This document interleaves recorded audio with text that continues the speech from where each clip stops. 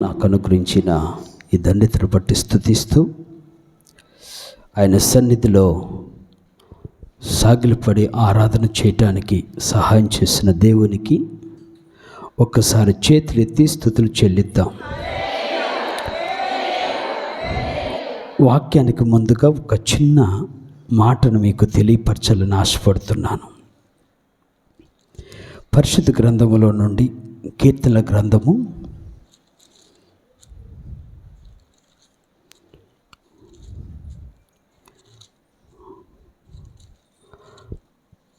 60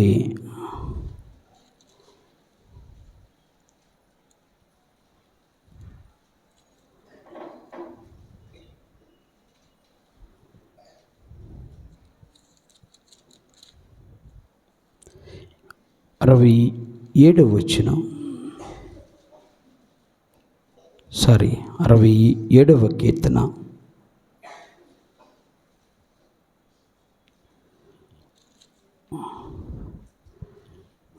మొదటి 2 వచనాలు చదువుతున్నాను. జాగ్రత్తగా గమనంలోకి తెచ్చుకుందాం.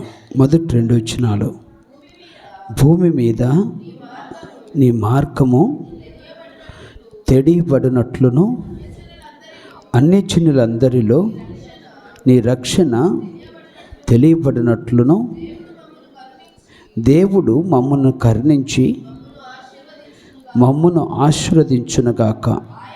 ఆయన తన ముఖ కాంతి మా మీద ప్రకాశింపచేయునుగాక. మీలో ఒకరు చిన్న ప్రార్థన చేయండి. వాక్యాన్ని దృష్టిలో పెట్టుకొని చిన్న ప్రార్థన. స్తోత్రం స్తోత్రం స్తోత్రం స్తోత్రం నాయన, మహాపరిశుద్ధుడు అయిన తండ్రి, మహిమగల దేవానికి వందనాలు, స్తుతులు, స్తోత్రము చెల్లిస్తున్నాం ప్రభా. గడిచిన ఈ సంవత్సరం అంతయు నీ కృపగల రెక్కల క్రింద నాయన నన్ను మమ్ములను నీ కృపలో నాయన కాచి కాపాడి సంరక్షించి మరొక నూతన సంవత్సరంలోకి మేము అడుగు పెట్టబోవటానికి సిద్ధపరుస్తున్న తండ్రి, మీకే కోటానుకోటి స్తుతులు స్తుతులు స్తోత్రము చెల్లిస్తున్నాను ప్రభా. ఈ పునరుద్ధాన దినం రోజున ప్రభా నా సంగముతోనూ సహాసంతో ప్రభా నీ సన్నిధిలో కూడి స్తుతించుటకు, ఆరాధించుటకు, మిమ్మల్ని ఘనపరచుటకు, మహిమపరచుటకు నాయన నీవిచ్చిన గొప్ప ధన్యతను బట్టి మీకే స్తోత్రములు చెల్లిస్తున్నాను ప్రభా. ఇప్పటి వరకు పాటల ద్వారా మహిమ పొంది ఉన్న దేవానికి స్తోత్రములు నాయన. అయా ప్రార్థన ద్వారా మీరు ఘనత పొంది ఉన్న తండ్రి నీకు స్తోత్రం నాయన. అయా నీ దాసుడిని, నీ దీనదాసుడిని సిలువ చాటుని మరుగుపరుచుకొని ప్రభా ఏ వాక్యం ద్వారా అయితే మీరు మాట్లాడబోచున్నారో ప్రభా నాయన, నీ దాసుని మాటలుగా కాకుండా నా తండ్రి మీ మాటలుగా నీ దాసుని నోటి వెంట పలికించిన ప్రభా అయా గ్రహించుకొని విని గ్రహించుకొని ఆచరించే బిడ్డలుగా మేమందరం ఉండుటకు, ఇంకా నూతనంగా నీ ఆత్మలో బలపడుటకు నాయన, అనేక మంది విశ్వాసులు లేపబడుటకు నాయన ఆయా ఈ వాక్యము ఆధారముగా ఉండుటకు సహాయం దయచేయమని ప్రార్థిస్తున్నాను ప్రభా. మహిమగల దేవానికి వందనాలు, స్తోత్రములు నాయన. అయా ఇచ్చిన వాక్యము నాయన మంచి నీళ్ళను పడిన విత్తనం వలె మేము ఫలించినట్లు నీ కృప మాకు అనుగ్రహించమని, ఈ చిన్న స్తుతి కుడికిని దీవించి ఆశీర్వదించి నీ నామానికి మహిమ తెచ్చుకోమని, ప్రార్థన అది ఎంతవరకు భారం ఎత్తి నడిపించమని మీ ప్రియకుమారుడు మా ప్రభువును మా రక్షకుడైన యేసయ్య నీ పరిశుద్ధ నామమును అడిగి వేడుకుంటున్నాను తండ్రి. ఆమేన్. హల్లెలూయా, హల్లెలూయా, హల్లెలూయా. ఇక ఉదయకాల సమయంలో మరి దేవత దేవుడు మనకు అనుగ్రహించిన ధన్యతను బట్టి స్తుతిస్తూ ఈ రోజున ఒక చిన్న విషయాన్ని మీతో చెప్పాలని ఆశపడుతున్నాను. పరిశుద్ధ గ్రంథంలో నుండి మత్తయి సువార్త 2వ అధ్యాయము 2వ వచనాన్ని ఒకసారి మీకు చదివి వినిపించాలని ఆశపడుతున్నాను. మత్తయి సువార్త 2వ అధ్యాయము 2వ వచనము, యూదుల రాజుగా పుట్టినవాడు ఎక్కడ ఉన్నాడు? తూర్పు దిక్కున మేము ఆయన నక్షత్రమును చూచి ఆయనను పూజింపవచ్చుతామని చెప్పిరి. దేవుని స్తోత్రాలు. ఉదయకాల సమయంలో మనందరూ నమ్ముతున్న ఒక సత్యం ఏంటంటే యేసుక్రీస్తు రాజు, కదా. యేసుక్రీస్తు రాజులకు రాజు, యేసుక్రీస్తు రారాజు. మరొకసారి చెప్తున్నా, యేసుక్రీస్తు రాజు, యేసుక్రీస్తు రాజులకు రాజు, యేసుక్రీస్తు రారాజు. ఇంతకంటే గొప్ప మాట ఏంటంటే ఆయన మహారాజు కదండి. ఏ దేవుడు? యేసుక్రీస్తు మహారాజు. విచిత్రం ఏమిటంటే ఆయన రాజుల కుటుంబంలో పుట్టలే, హేరోదు రాజు కుటుంబంలో పుట్టలే. ఆ దినాల్లో ఉన్నటువంటి రాజుల కుటుంబంలో పుట్టలైనా ఎక్కడ పుట్టాడు? ఎక్కడ పుట్టాడు? పశువుల పాకలో పుట్టాడు. జాగ్రత్తగా ఆలోచిద్దాం. పశువుల పాకలో పుట్టాడు. ఆయనకి బంగారు ఉయ్యల లేదు. ఏ ఉయ్యాల అంటే మరి ధనికులు అంటే ధనికులకి బంగారు ఉయ్యల్లో వేస్తారు, కానీ వీరికి బంగారు ఉయ్యల లేదు. అంటే ఆయనంతా దారిద్ర్యంలో ఉన్న ఒక మహా గొప్ప రాజు. యేసుక్రీస్తు రాజుగా ఉన్నప్పుడు లోకము ఆయన గుర్తించలా. ఆయన రాజు అనుకున్నారు, కానీ ఆయన ఎలాంటి రాజు ఎవరికి తెలియలా. అందుకని ఈరోజు నా టైటిల్ ఏంటో చెప్పనా? ఆయన బీదల రాజు. ఏ రాజు? అందుకని లా అనే పదాన్ని, అక్షరాన్ని బ్రాకెట్లో పెట్టి ఆయన బీదరాజు అని పెట్టిన. ఏ రాజు? పేదరాజు, బీదరాజు. ఆయన ధనికుడు కాదు, ఆయన దరిద్రుడిగా ఈ లోకానికి వచ్చాడు. ఆయన రాజుగా ఉండి కత్తులు కటారాలతో యుద్ధ సామగ్రితో రాలే, ప్రేమతో వచ్చాడు. అర్థమవుతుందా? ఎలా వచ్చాడు? ప్రేమతో వచ్చాడు. అందుకని చాలామందికి ఆ రాజు అర్థం కాల. ఏ రాజు? లోకానికి రాజు, మనందరికీ రారాజు, మహాసైన్యానికి సహితము మహాదేవుడైనటువంటి రారాజు అయినటువంటి యేసుక్రీస్తు మనుషులకి ఎవరికి అర్థం కాల. కారణం ఏంటంటే ఆయన పుట్టుక అంత దీనమైన పుట్టుక కదండి. ఎంత? ఆయన పుట్టుక అంత దీనమైన పుట్టుక. అంటే పశువుల పాకలో పుట్టాడు, పశువుల తొట్టిలో పరుండ పెట్టబడ్డాడు. చివరికి పశువులు స్నేహితులుగా మారిపోయాయి. ఎవరికి? యేసయ్యకి. కానీ ఈరోజు నేను ఎందుకు విషయం చెప్తున్నా అంటే, అంత మహిమ కలిగిన దేవుడు ఇవన్నీ ఎందుకు చేశాడు అంటే నీకోసం. అంత మహిమను విడిచినటువంటి దేవుడు నీకోసమే అంత త్యాగాన్ని చేశాడు. మహారాజుగా ఉన్న దేవుడు, రారాజుగా ఉన్న దేవుడు, రాజుల రాజు అయిన దేవుడు, రాజుగా ఉంటున్నటువంటి దేవుడు నీకోసమే ఎంత త్యాగం చేసి బైబిల్ చెప్పిన మాట ఏంటంటే, మనుషులకు పక్షులకు గూళ్ళున్నాయి, నక్కలకు బొరియలున్నాయి, కానీ మనిషి కుమారుడు తల దాచుకోవటానికి కూడా స్థలం లేదు. అంటే అంత పేదరికంలో పుట్టినటువంటి మహా గొప్ప రాజు ఈ లోకంలో ఎవరన్నా ఉన్నారు అంటే ఆయన యేసయ్య ఒక్కడే. యేసయ్య ఒక్కడే. అందుకని ఈ యొక్క ఉదయకాల సమ్మెలో మీకు కొన్ని విషయాలు చెప్పి దేవుని యొక్క వాక్యములోకి వెళతాను.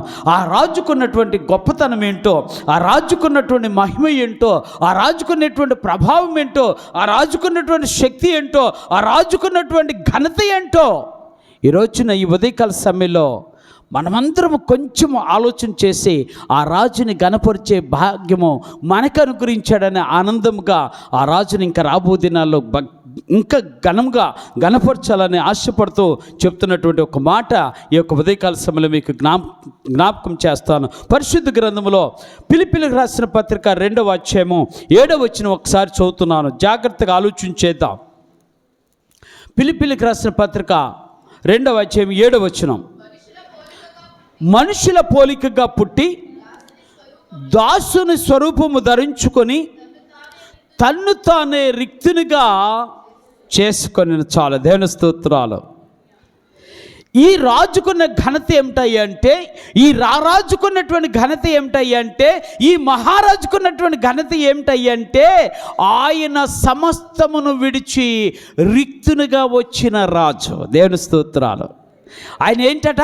ఆయన రిక్తునిగా వచ్చినవాడు. అంటే మన భాషలో చెప్పాలంటే ఒట్టి చేతులతో ఈ భూమి మీదకి దిగొచ్చినటువంటి ఏకైక రాజు ప్రపంచ చరిత్రలో ఉన్నాడు అంటే అది యేసయ్యే. ఎలా వచ్చాడట? రిక్తునిగా వచ్చాడు, ఒట్టి చేతులతో వచ్చాడు. సమస్తమును విడిచి భూలోకానికి ఏతించినటువంటి మహా గొప్ప రాజు యేసయ్య ఒక్కడే. యేసయ్య ఒక్కడే. జాగ్రత్తగా ఆలోచించాలి. యేసయ్య ఈ యొక్క ఉదయకాల సమయంలో మాట్లాడుతున్న మాట ఏమిటంటే, ఇదిగో నీకోసం నేను ఒట్టి చేతులతో వచ్చాను. నాకు ఆశ్చర్యం వేసింది. అంత గొప్ప దేవుడు ఒట్టి చేతులతో వచ్చాడు ఏంటబ్బా అని నేను ధ్యానం చేస్తుంటే నాకు ఒక విషయం అర్థమైంది. జాగ్రత్తగా మీకు అర్థమయ్యే రీతిలో చెప్తున్నాను. ఏంట విషయం అంటే, ఒకవేళ నేను ఒట్టి చేతులతో రాకపోతే ఆయన మనం షేక్ హ్యాండ్ ఇవ్వటానికి కుదురుదా? ఏదన్నా చేతిలో ఏదన్నా ఉందనుకోండి, షేక్ హ్యాండ్ ఇస్తానా? ఏదైనా చేతిలో ఉందనుకుంటే నేను హత్తుకుంటానా? ఏదైనా చేతిలో ఉందంటే నేను పని చేస్తానా? చూసారా? దేవుడు సమస్తాన్ని విడిచిపెట్టి వచ్చాడంటే కారణం ఏమిటంటే ఆయన నిన్ను హత్తుకోవాలని వచ్చాడు. అదే నిజమైన క్రిస్మస్. అర్థమవుతుందా? క్రిస్మస్ అంటే ఏదో కాదు. క్రిస్మస్ అంటే నా దేవుడు జ్ఞాపకం చేసుకున్నాడు కాదు. అదొక్కటే కాదు, నా దేవుడు నన్ను హత్తుకోవటానికే రిక్తునిగా వచ్చాడు. నన్ను హత్తుకోవటానికే. ఇంకొక మాట కూడా చెప్తున్న దానికి, నన్ను ఎత్తుకోవటానికే వచ్చాడు ఆయన. నన్ను హత్తుకునే దేవుడు, నిన్ను ఎత్తుకునే దేవుడు, నిన్ను ఎదలో ఉంచుకున్న దేవుడు. దేవుని స్తోత్రం. ఎంత గొప్ప దేవుడో! ఆయన నిన్ను హత్తుకున్న దేవుడు, ఆయన నిన్ను ఎత్తుకున్న దేవుడు, ఆయన నిన్ను ఎదలో ఉంచుకున్న దేవుడు. ఆయన రిక్తిగా రాకపోతే ఉండేవాడు కాదు. ఇప్పుడు జాగ్రత్త చెప్తా. ఆయనంత దీనాతి దీనమైన స్థితిలో ఉండకపోతే, స్థితిలో ఆయన ఈ లోకంలో పట్టుకుపోతే నీకు నాకు ఈ భాగ్యము దొరికేది కాదు. ఎందుకు అంటారేమో, ఇప్పుడు మీరు జనరల్గా మీరు చూస్తూ ఉంటారు. ఏమంటారంటే, ఎవరైనా పెద్దవాళ్ళు ఉన్నారంటే పెద్దవాళ్ళని పిలుచుకుంటారు కదా. దరిద్రులు ఏమైనా పిలుస్తారా? పెద్దవాళ్ళు ఉంటే పెద్దవాళ్ళ దగ్గరికి వెళ్తారు. పేదవాళ్ళ దగ్గరికి ఎవరు వెళ్తారు? అసలు పేదవాడి దగ్గరికి ఎవరు వస్తారు కదండి? అవును కదా. కానీ ఆ ఒక గొప్ప కార్యం చేసిన వాడు యేసయ్య ఒక్కడే. యేసయ్య ఒక్కడే. ఆయన మహా గొప్ప కార్యం చేశాడు. కారణం ఏమిటంటే ఆయన మీతో నాతో కలిసి ఉన్నాడు. దేవుని స్తోత్రాలు. కలిసిపోయాడు. కలిసి ఉండటమే కాదు, ఆయన నీతో నాతో కలిసిపోయాడు. నాకు అనిపించింది, ఈ కలిసిపోయే జీవితం అంతా చూసారా, ఇదే నిజమైన క్రిస్మస్ దినం. ఆ కలిసిపోయిన దినమే రోజు, ఆ దినమే నిజమైన క్రిస్మస్ దినము.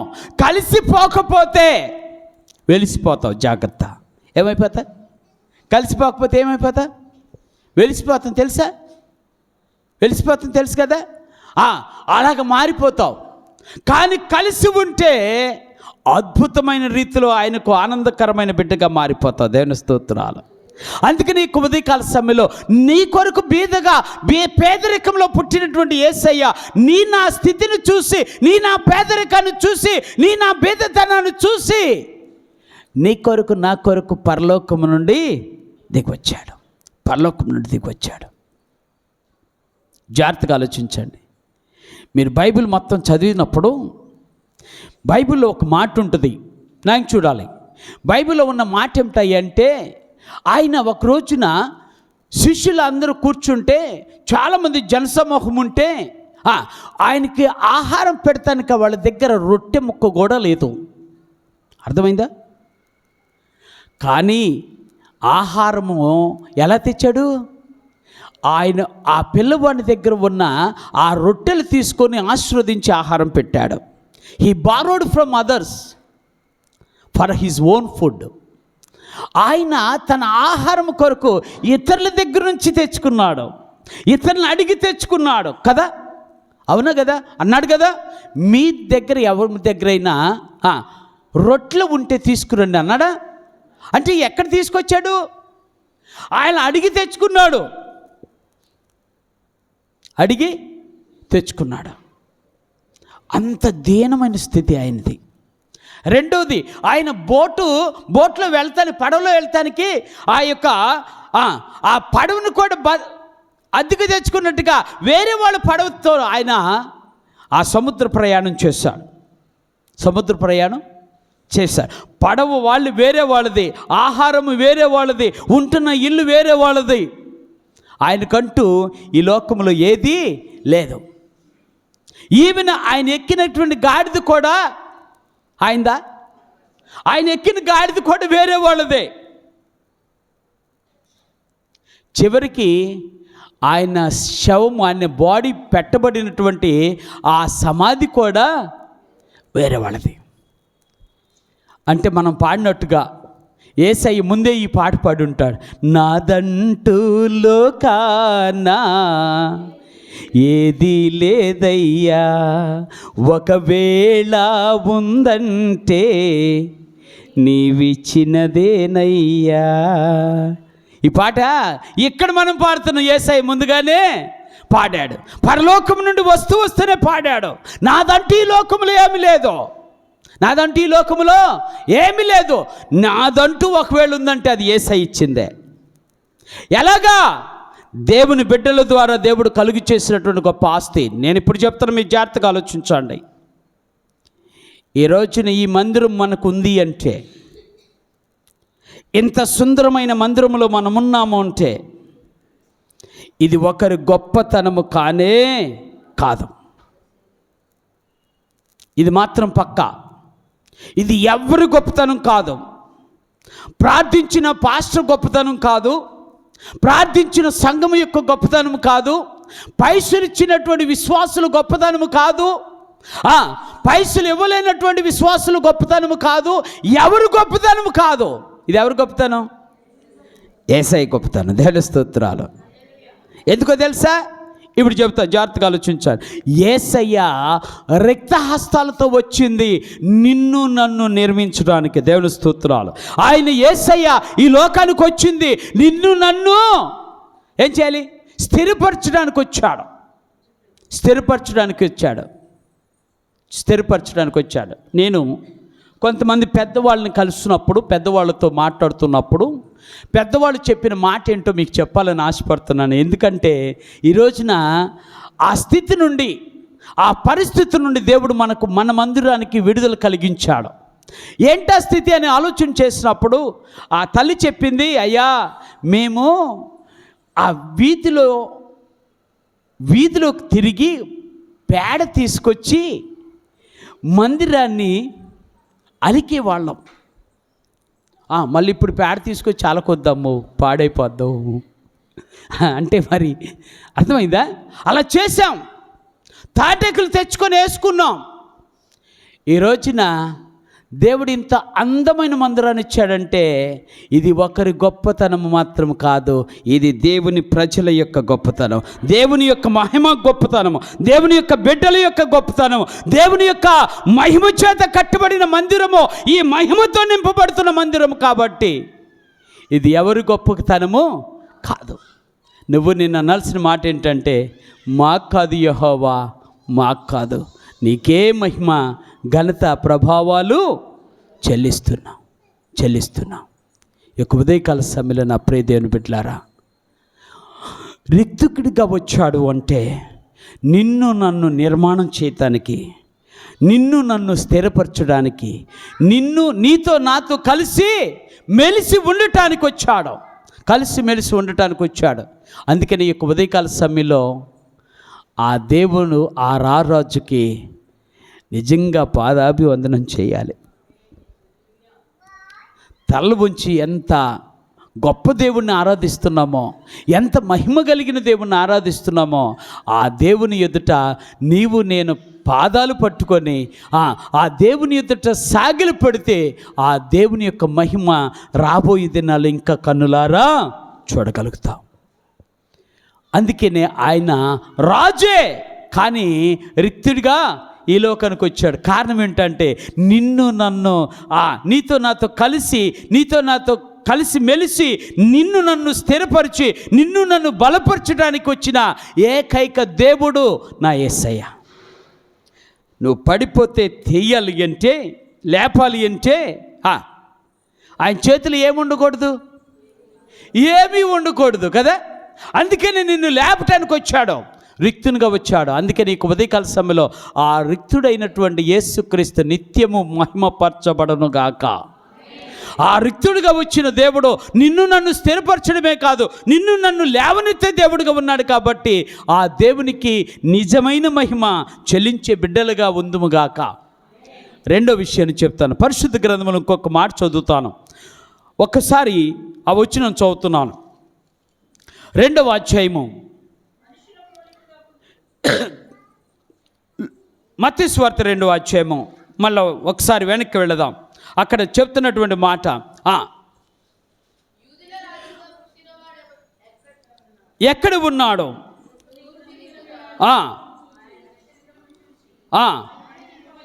1వ వచనం కూడా చదువుతున్నాను. రాజు అని హేరోదు దినముల యందు యోదియా బెత్లెహేములో యేసు పుట్టిన పిమ్మట ఇదిగో తూర్పు దేశపు జ్ఞానులు యెరూషలేమునకు వచ్చి, యూదుల రాజుగా పుట్టినవాడు ఎక్కడ ఉన్నాడో తూర్పు దిక్కున మేము ఆయన నక్షత్రమును చూసి ఆయనను పూజింపవచ్చితమని.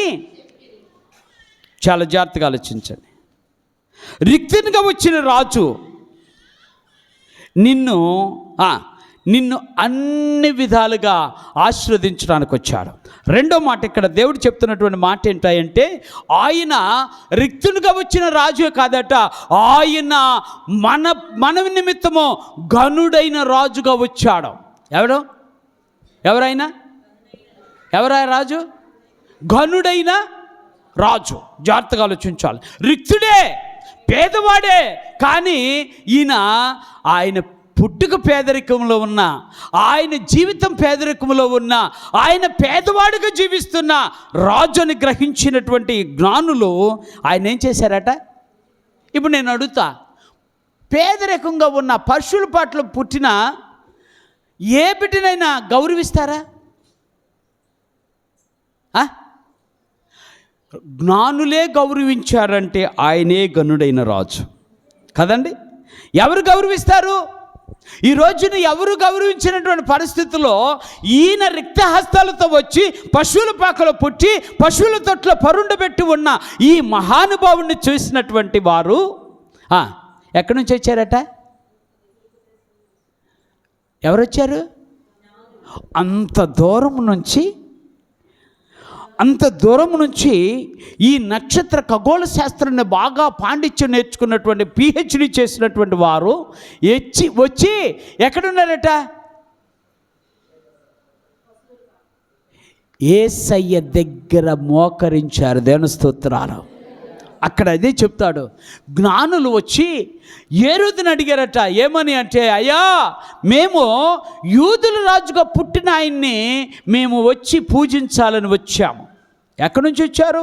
తూర్పు దేశం నుండి వచ్చాము. జాగ్రత్తగా చూడాలి, నా ఇంకా చూడాలి. తూర్పు దేశం నుండి వచ్చాం. ఆ తూర్పు దేశం నుంచి వచ్చినటువంటి జ్ఞానులట ఎక్కడ సాగిలిపడ్డారు? నేనేమంటానో చెప్పనా? ఒట్టి చేతులతో వచ్చిన యేసయ్య దగ్గర సాగిలిపడ్డారు. దేవుని స్తోత్రాలు. ఆయన ఘనుడైన దేవుడు, ఘనుడైన రాజు. ఎవరు పూజిస్తారు అటువంటి వాడిని? పశువుల తొట్లు పరుండనైనా ఎవరు పూజిస్తారు? చెప్పండి. పశువుల తొట్లో పరుండిన ఆయన, పశువుల తొట్లో పుట్టిన ఆయన ఎవరు పూజిస్తారు, ఎవరు గణపరుస్తారు? ఆయన వెనుక, ఆయన ముందు, ఆయన వెనుక గొప్ప ఘనత ఉంది. దేవుని స్తోత్రాలు.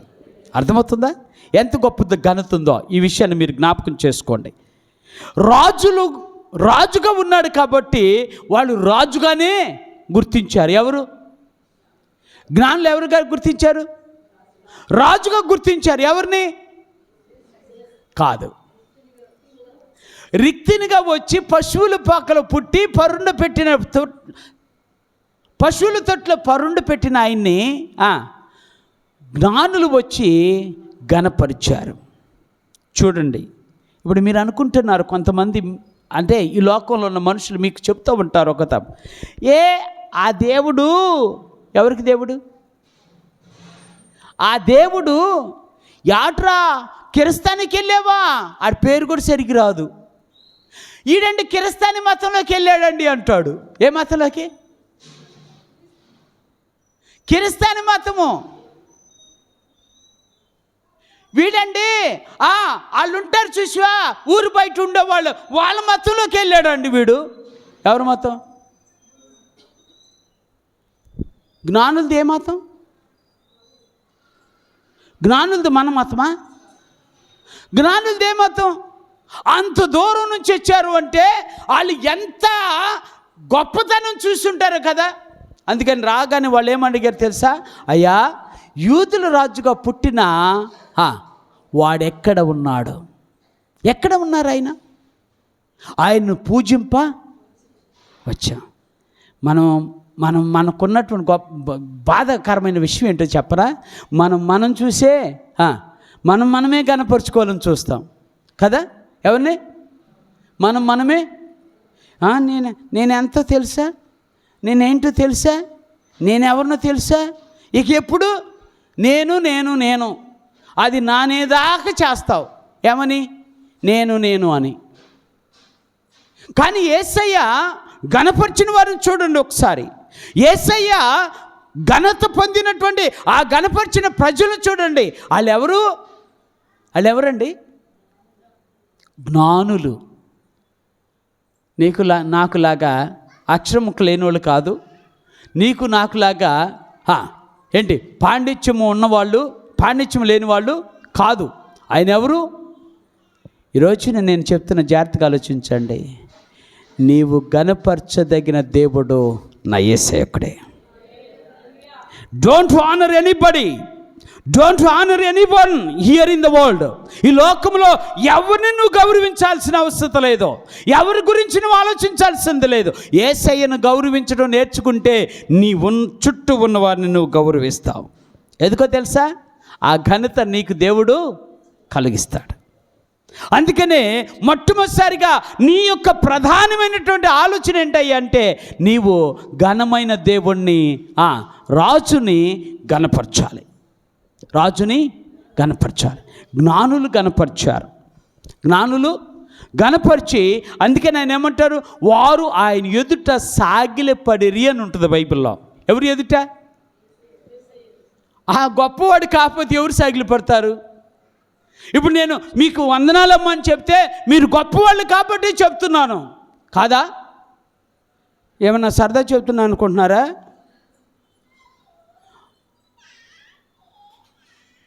మా అన్నయ్యోళ్ళు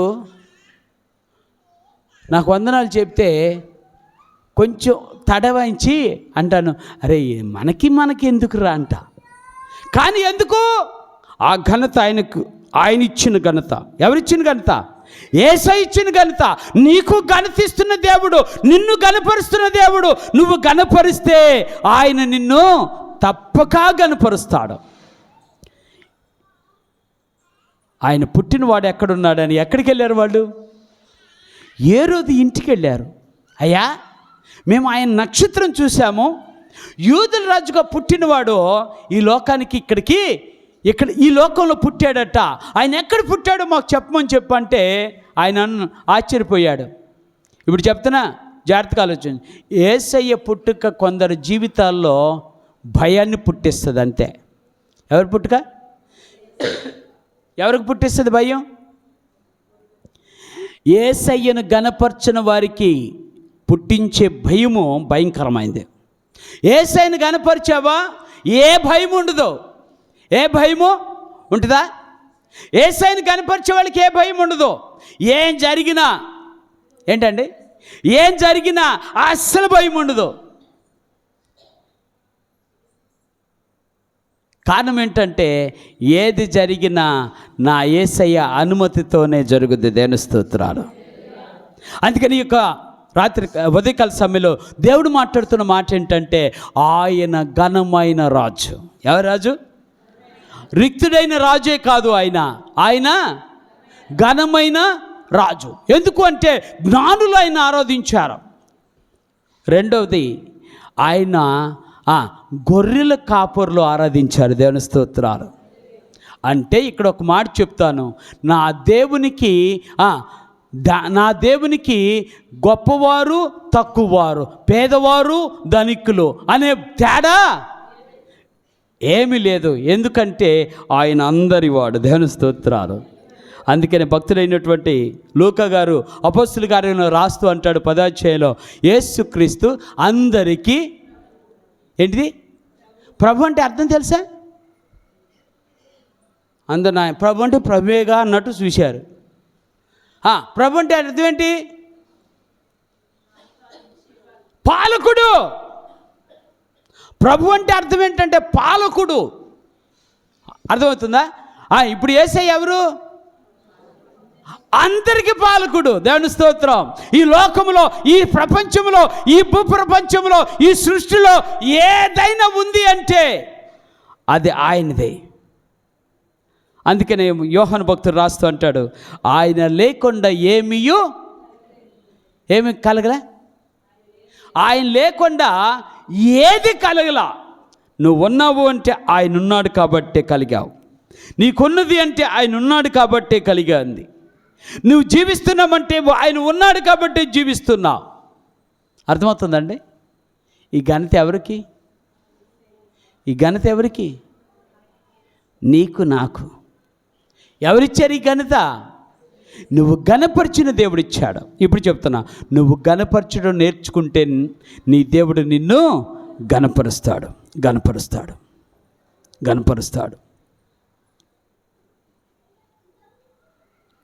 అందుకని ఉదయకాల సమయంలో నువ్వు ఆరాధించే దేవుడు ఘనమైన రాజు.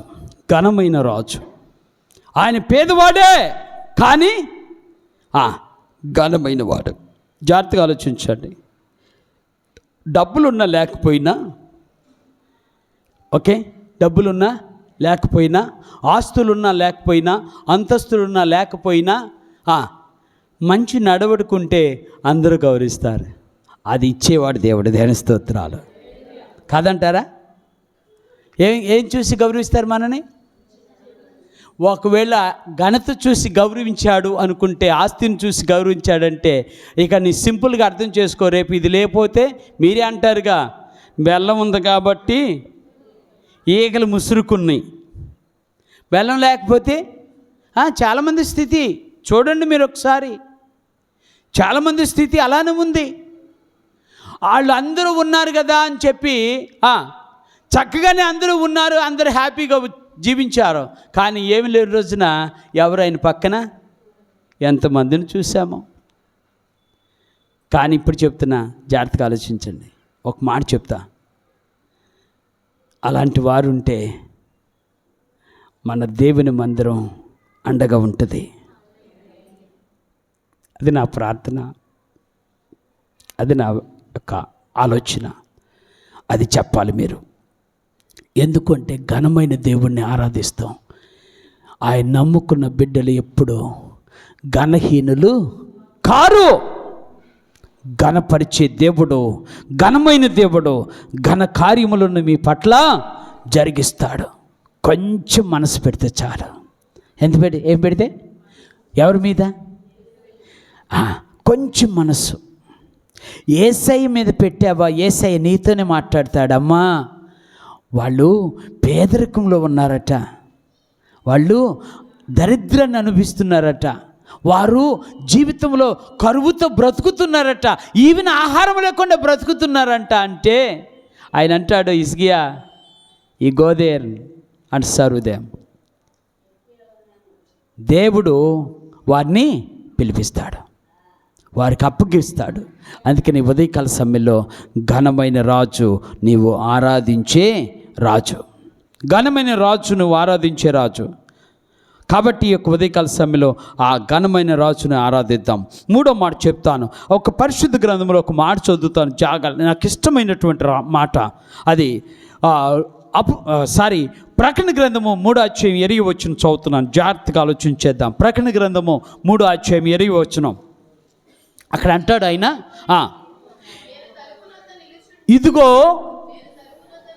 నేను తలుపు నద్ద నిలుచున్నాను, తట్టుచున్నాను, ఎవడైనను నా స్వరము విని తలుపు తీసిన ఎడల నేను అతని యొద్దకు వచ్చాను. చాలా ఇక్కడ మీకు అసలు విషయం చెప్తా. చాలామంది తలుపు నద్ద తట్టుచున్నాననే మాట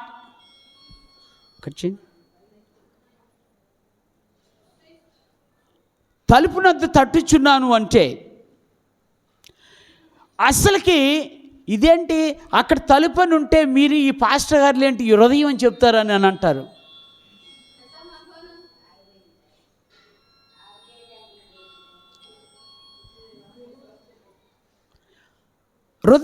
హృదయం అని ఎందుకు చెప్తారని మీరు అనుకుంటున్నారు కదా.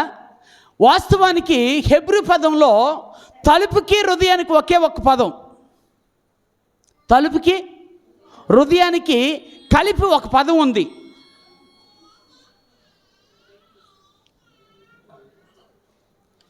అందుకనే ఆ హృదయాన్ని, ఆ తలుపు దగ్గర హృదయం అని చెప్పడానికి కారణం ఏంటంటే ఆ రెండు పదాలు ఒకటే. ఎందుకు ఈ విషయం చెప్తున్నా అంటే, యేసయ్య తలుపు దగ్గర తట్టుతున్నాడంటే దాని అర్థం హృదయం దగ్గర తడుతున్నాడు అని అర్థము. హృదయం దగ్గరే, ఇప్పుడు చెప్తా జాగ్రత్తగా, హృదయం దగ్గర తట్టుతున్నాడు అంటే నీ హృదయాన్ని ఏలాలని ఆలోచిస్తున్నాడు. దేవుని స్తోత్రాలు.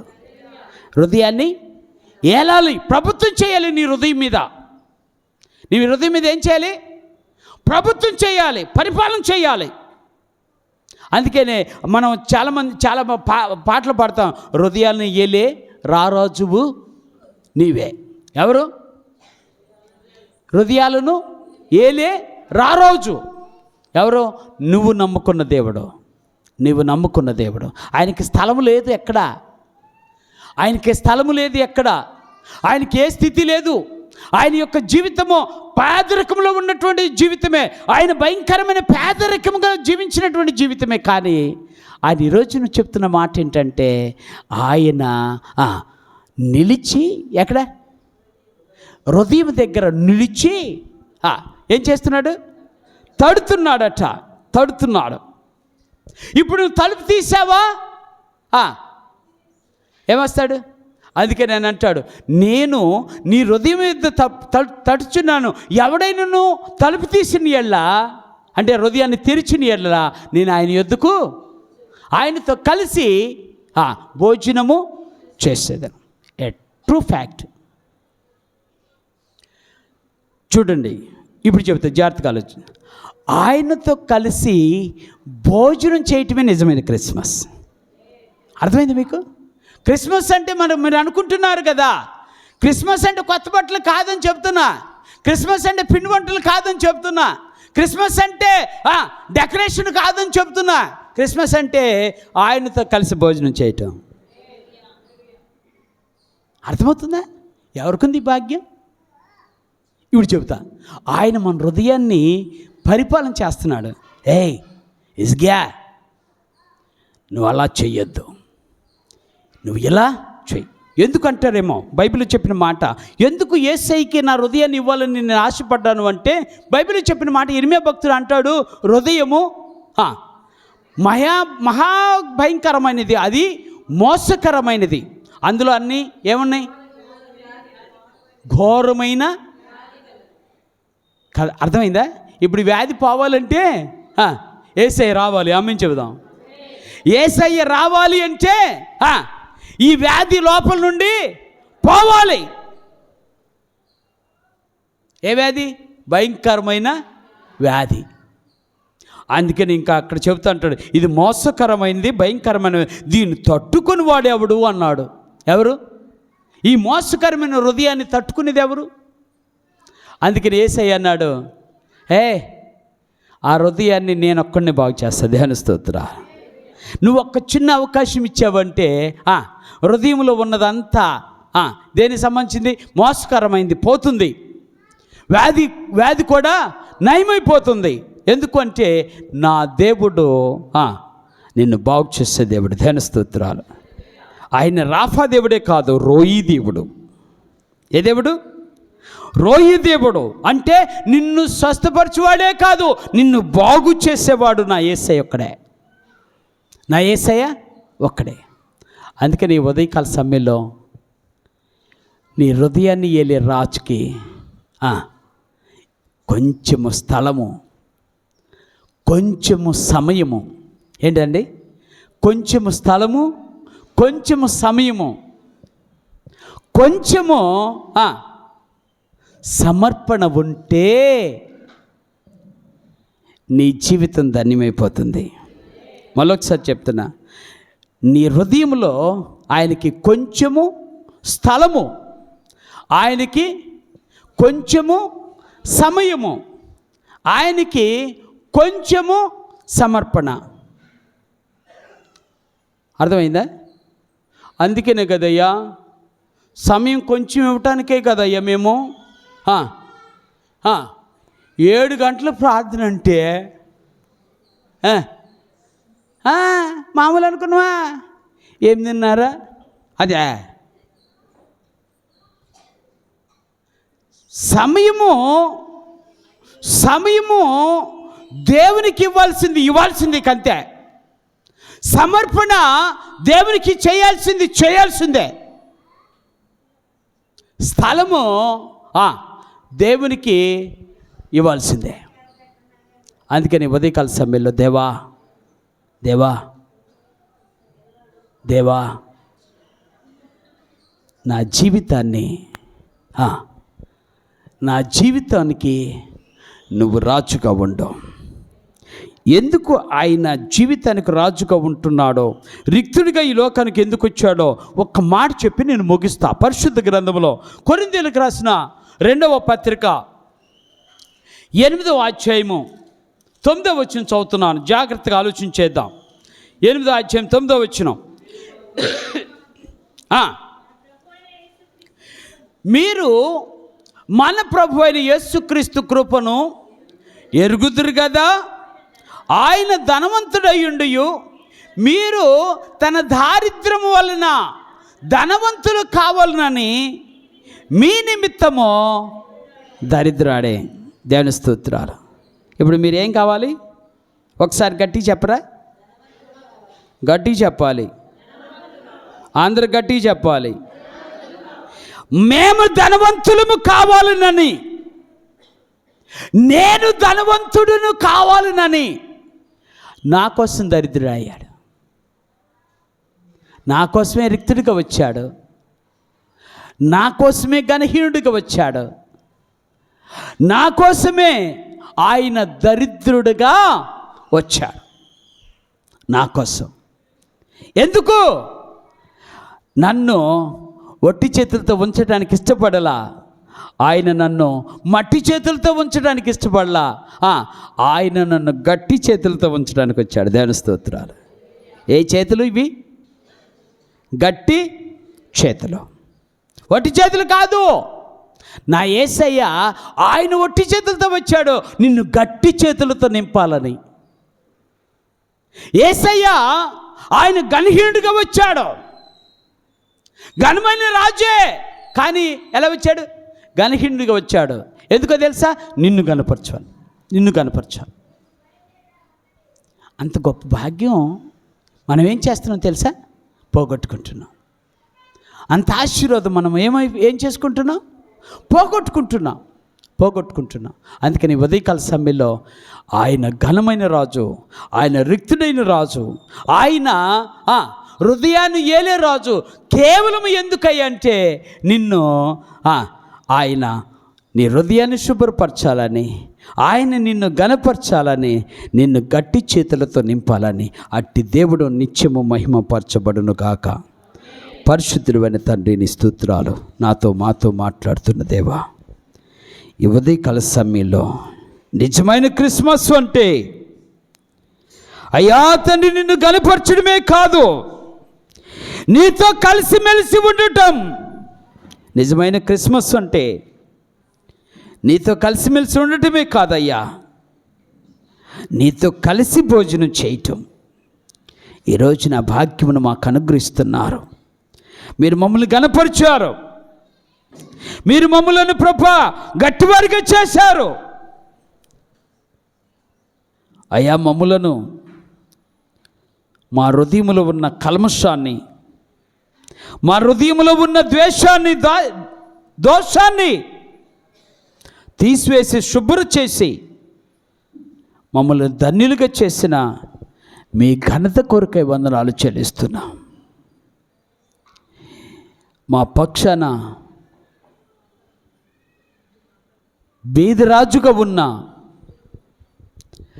మా అందరి కొరకు, మా అందరి నిమిత్తము మమ్మల్ని ధనవంతులను చేయాలని చేసిన రాజు అయ్యా, ఈ రోజున ఆ ఘనతతో మిమ్మల్ని ఆరాధిస్తున్నాం, స్తుతిస్తున్నాం. మేమందరం కలిసి అయ్యా తండ్రి నీ రక్త మాంసములకు సాదృశ్యమైన రొట్టె ద్రాక్షరసంలో పాలు పొందుతున్నాం. సహాయం చేసి దీవించమని యేసు నామమున ప్రార్థించి వేడుకుంటున్నాను పరమ తండ్రి, ఆమేన్. ప్రభువైన